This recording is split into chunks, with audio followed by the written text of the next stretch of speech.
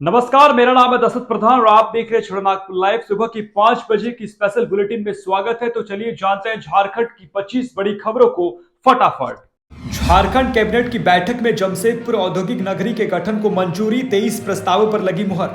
CM Hemant Soren की अध्यक्षता में झारखंड मंत्रालय में शुक्रवार को कैबिनेट की बैठक हुई।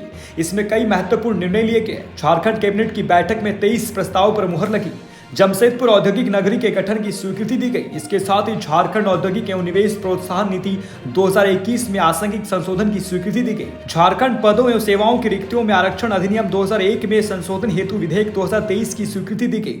झारखंड की आईटी, डेटा सेंटर एवं बीपीओ इन्वेस्टमेंट प्रमोशन पॉलिसी 2023 के निर्धारण की घटनोत्तर स्वीकृति दी गई। राज्य अंतर्गत नियोजन पदाधिकारी के पद हेतु स्वीकृत वेतनमान एवं ग्रेड पे का संशोधन की स्वीकृति दी गई। झारखंड विधानसभा का शीतकालीन सत्र, सांसद धीरज साहू कैश बरामदगी मामले में बीजेपी ने हेमंत सरकार को घेरा।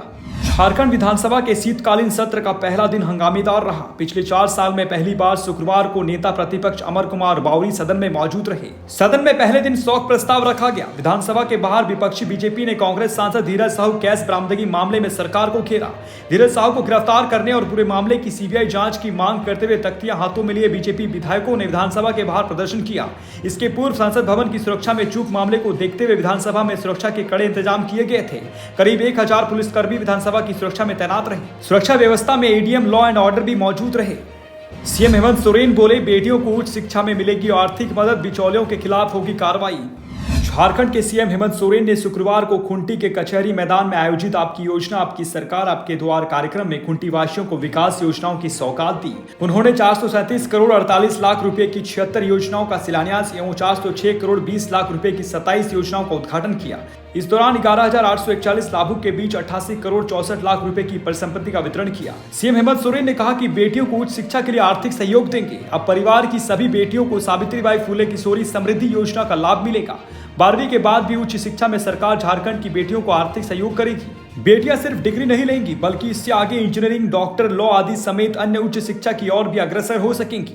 राज्य सरकार यहां के छात्र छात्राओं को गुरुजी स्टूडेंट क्रेडिट कार्ड योजना के तहत आर्थिक मदद करेगी। जेएसएससी की तारीख से नाराज छात्रों का विरोध प्रदर्शन, आत्मदाह की कोशिश करने वाले छात्र हिरासत में। जेएसएससी यानी कि झारखंड कर्मचारी चयन आयोग के खिलाफ झारखंड के छात्रों का गुस्सा 7वें आसमान पर था।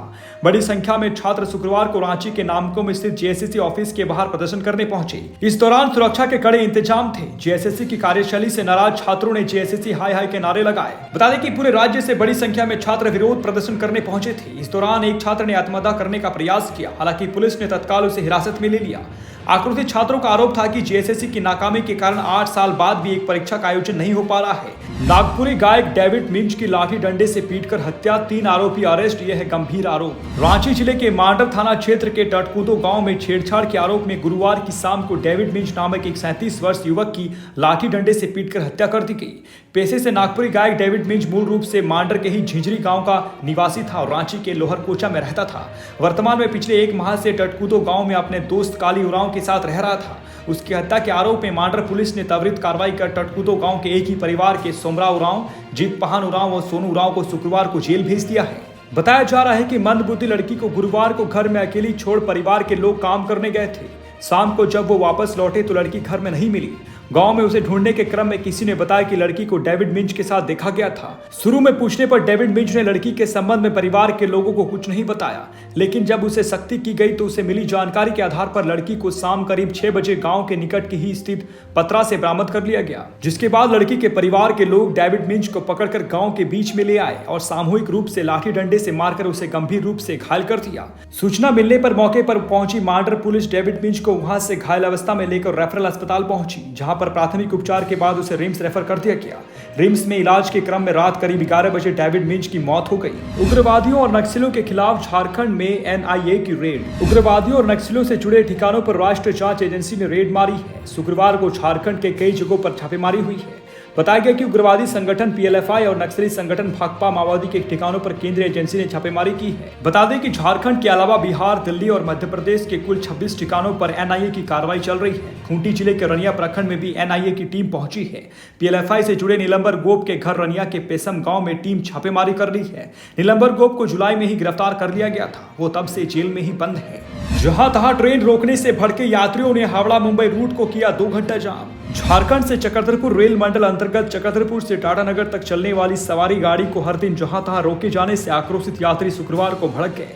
हावड़ा मुंबई रूट को करीब 2 घंटे तक जाम कर दिया। इस दौरान शुक्रवार सुबह गम्हरिया थाना अंतर्गत यशपुर रेलवे फाटक के पास करीब आधे घंटे तक ट्रेन को बेवजह रोके जाने से आक्रोशित यात्रियों ने हावड़ा मुंबई रूट को जाम कर दिया।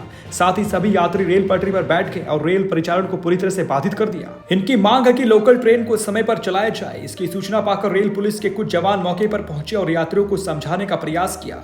रेल चक्का जाम कर रहे लोग पुलिस की बात मानने को तैयार नहीं थे। करीब 1.5 घंटे के बाद सीनी, आदित्यपुर व कांड्रा आरपीएफ के पदाधिकारी मौके पर पहुंचे। उन्होंने सख्ती बरती तो वहां मौजूद लोगों ने खुद ही रेल पटरी खाली कर दी। इसके बाद ट्रेनों का परिचालन शुरू कराया गया। इस दौरान करीब 2 घंटे तक रेल चक्का जाम रहा। मानगो डबल मर्डर केस का मुख्य आरोपी चौड़ा राजू हल्दिया स्टेशन पर पिस्तौल के साथ गिरफ्तार। जमशेदपुर के मानगो में टाइगर जवान रामदेव महतो और जमीन कारोबारी मोहम्मद शहजाद खान उर्फ टांडा की हत्या का मुख्य आरोपी मोहम्मद अब्दुल्ला उर्फ चौड़ा राजू बुधवार की रात नाटकीय ढंग से पश्चिम बंगाल के हल्दिया रेलवे स्टेशन पर गिरफ्तार हो गया। उसने स्टेशन पर आरपीएफ जवान के सामने ही जेब से पिस्तौल गिरा दी। इस तरह आरपीएफ जवान ने आसानी से चौड़ा राजू को पकड़ लिया। चौड़ा राजू ने भागने का भी प्रयास नहीं किया। गुरुवार को उसे न्यायिक हिरासत में जेल भेजा गया है। चौड़ा राजू के पकड़े जाने के बाद पुलिस हल्दिया पहुंची। पुलिस ने चौड़ा राजू से हत्या के मामले में पूछताछ की। इससे पहले हल्दिया रेल पुलिस उसे 5 दिन के रिमांड पर लेकर पूछताछ कर रही है। सूत्रों के अनुसार पूछताछ में चौड़ा राजू ने बताया कि मोहम्मद सज्जाद और टांडा के साथ जमीन को लेकर विवाद चल रहा था। उसे डर था कि टांडा उसकी हत्या कर देगा। इसी कारण मोहम्मद सज्जाद और टांडा की हत्या कर दी। 100 बसों से शुरू होगी मुख्यमंत्री ग्राम गाड़ी योजना। परिवहन विभाग की यह है तैयारी। मुख्यमंत्री ग्राम गाड़ी योजना का शुभारंभ झारखंड में 100 बसों से होगा। इसकी तिथि फिलहाल तय नहीं हुई है। अब तक परिवहन विभाग को विभिन्न जिलों से योजना के तहत 77 नई बसों का प्रस्ताव मिला है। शेष 23 बसों का प्रस्ताव मिलते ही योजना का विधिवत शुभारंभ होगा। इससे पूर्व विभिन्न जिलों में 25 से 35 रूटों का नोटिफिकेशन विभाग जारी करेगा। जो 100 बसें शुरुआत में चलेगी उनका परमिट, फिटनेस और रोड टैक्स की प्रक्रिया विभाग के स्तर पर पूरा किया जाएगा। इसकी कवायद परिवहन विभाग ने शुरू कर दी है। जमीन के बदले नौकरी एवं मुआवजा की मांग कर रहे आदिवासी दंपति को माइनअप कंपनी से खदेड़ा। धनबाद में जमीन के बदले नौकरी एवं मुआवजा की मांग कर रहे आदिवासी दंपति और उनके साथ दे रहे लोगों को शुक्रवार सुबह पुलिस बल ने खदेड़ दिया। आदिवासी दंपति को गिरफ्तार कर लिया गया। धनबाद जिले के बीसीसीएल एरिया 1 में संचालित माइनअप कंपनी में ये लोग 23 दिनों से धरना दे रहे थे। बता दें कि कंपनी के साथ इनकी कई दौर की बातचीत हुई लेकिन कोई नतीजा नहीं निकला। शुक्रवार को उच्च अधिकारियों के आदेश पर मजिस्ट्रेट ने उन्हें कंपनी से बाहर कर दिया। बताया गया कि ये लोग जमीन के बदले नियोजन एवं मुआवजा की मांग करते हुए माइनअप कंपनी गेट के अंदर धरना पर बैठे थे।